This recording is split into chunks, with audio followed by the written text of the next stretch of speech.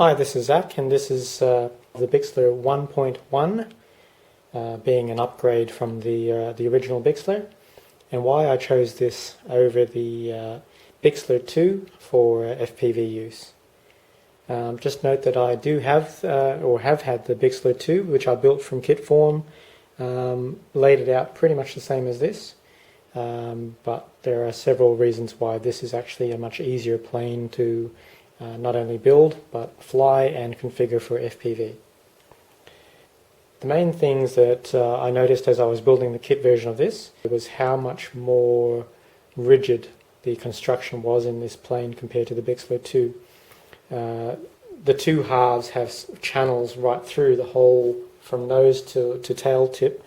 There are channels for the foam to meld together really tightly, and so you get a good connection of the join of the foam all the way through.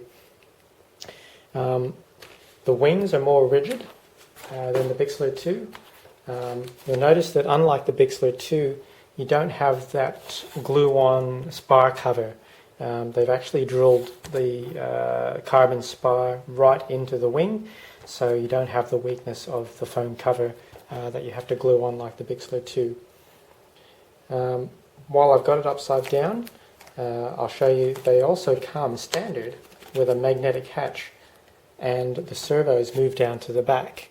Now this is awesome because it means that there is no foam whatsoever, no channels, no grooves, nothing to get in the way of your configuration from here right to the nose tip. This is one gigantic cavern of space that allows you to configure batteries, on-screen displays, stabilizers, anything you want into the glider the way you want it to, and the way you want it to balance with the center of gravity, which happens to be right on where the servo cable runs along the top of the wing spar. So that's awesome, very neat. The actual control rods run inside the body and pop out the back. You can see there that I've actually installed only two mods in this plane. The first is a carbon square. It's about a 3mm square tube, hollow tube, that I've cut a groove into the bottom of the fuse even before I glued it together, so that I could actually glue this carbon flat in. And while I said before that it's fairly rigid stock, but that just adds a little bit more to it. The second carbon spar I've put in, same as the Bixler 2 that I built, and you can see my video, is in the tail plane. And again, that's the same 3mm by 1mm carbon flat that I've actually cut a slot and glued right across the length of that tail plane. The rudder itself is nice and thick, and they've actually enlarged it from the original Bixler, so you've got more control surface available. Like the Bixler 1, the original, unfortunately you can only use a 6-inch prop that only just clears the tail. People do put mounts, aftermarket mounts and metal mounts, so they can mount the motor outside and higher, allowing you to use a 7 or even 8-inch prop. I will say one of the slightly annoying things about the Bixler 1.1 build was that, unlike the Bixler 2, which has channels just underneath the top of the foam there for all the wiring to run across the top of the wing and down into the front and back of the plane, the Bixler 1.1 doesn't. And the reason it doesn't is because the wing bolts actually screw in from the top, and so they haven't cut any wiring recesses inside of that, whereas the Bixler 2 did have it. So because I bought the kit version and I'd already put the Bixler 2 together, I knew how handy it was to have a cavity inside here for the wiring. And so, as you can see, I've still managed to get my speed controller, the plush 40 amp there, nice and flat on the top, with the motor wires running straight in underneath the actual air inlet that allows the motor to run cool, underneath all of that, and pops up underneath the motor. And I've cut that in before I glued the halves together. And through the front here, I've simply, again, before I glued it together, cut some channels that basically go down across to the front of the wing and straight down into my fuselage. I've already described the fact that the whole of the fuselage from pretty much here to the very nose tip is completely clear of obstructions.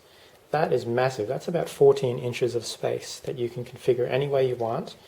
I've even just shaved off a little bit here, just so I can actually reach most of my little hand halfway down this cavity, and I can reach the back of it through that access hatch I showed you at the bottom of the plane.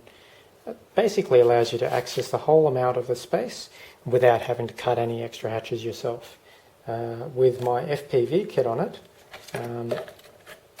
being just the video transmitter, I'm using the 808 number 16 camera version 2 on the front as both my TV video feed for the FPV system, as well as recording 720p video at the same time, and that's powered through the VTX 5V output.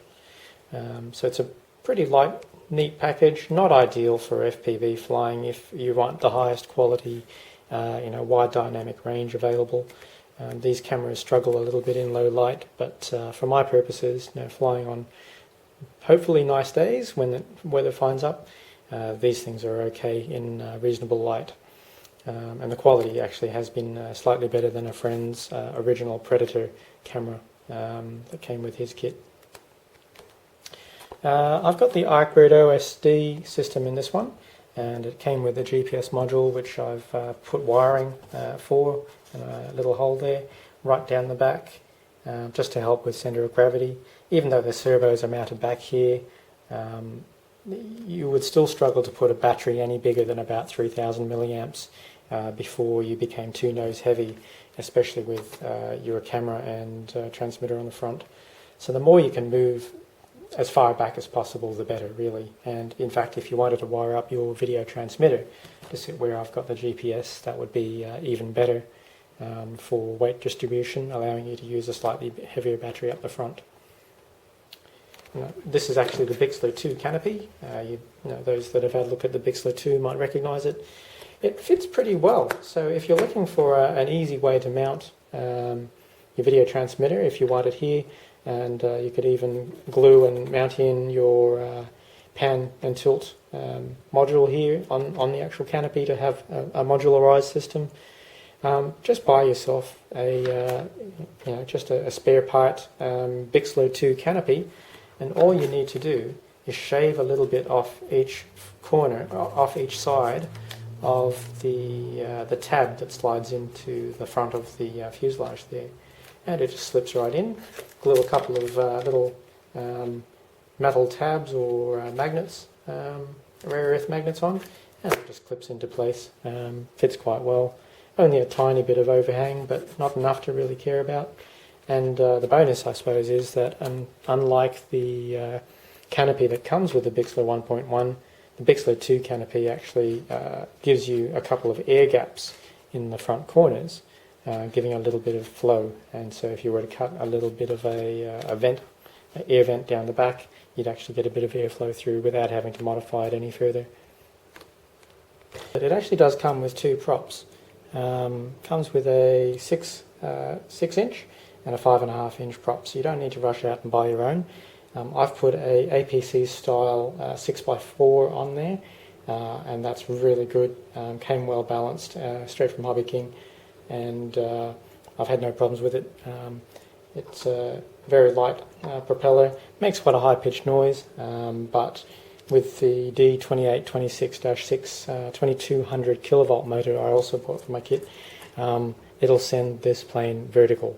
I'm not sure I could claim it was unlimited, but it certainly goes vertical and stays vertical for a pretty long time.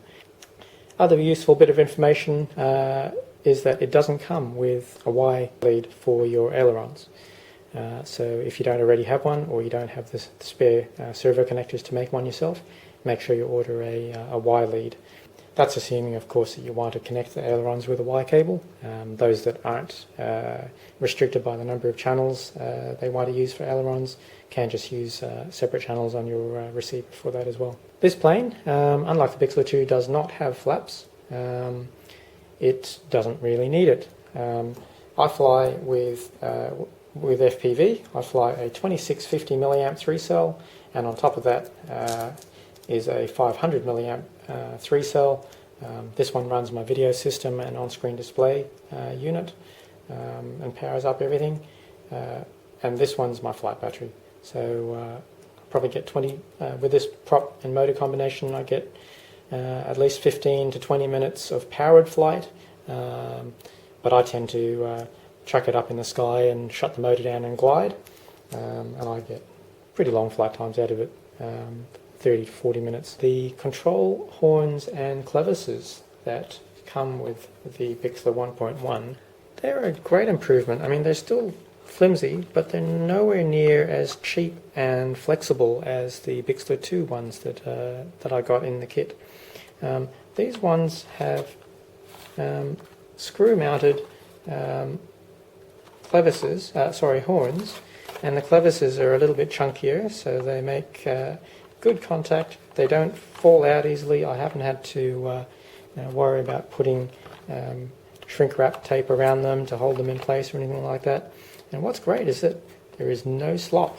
There is no slop in any of my control surfaces, and that makes for really direct controls when you're flying. It makes it feel much more on rails than the Bixler 2 ever did.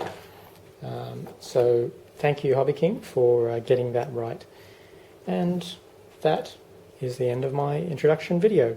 Thanks for watching.